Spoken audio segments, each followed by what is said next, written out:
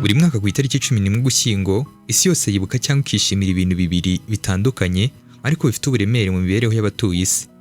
Umunsi mpuzamahanga badafite abakunzi Singles Day n'umunsi w'ihagarikwa ry'intambara ya mbere y'isi Armistice Day.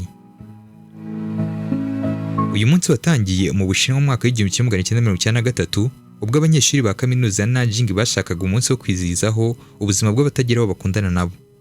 Batangiye bawita Double 11 kubera ko uje itariki 11 z'ukwezi kwa 11 isobanura abantu bane bonyine.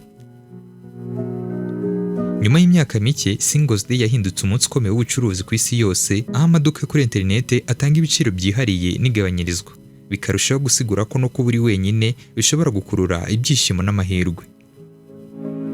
Kuri ubu ibigo bikomeye nka Alibaba, Amazon n'andi masoko yo kuri interinete bikora ubucuruzi bwibumbira ku munsi wa 11 z'ukwezi kwa 11 bikarenga n'ubucuruzi bukorwa ku munsi wa Black Friday.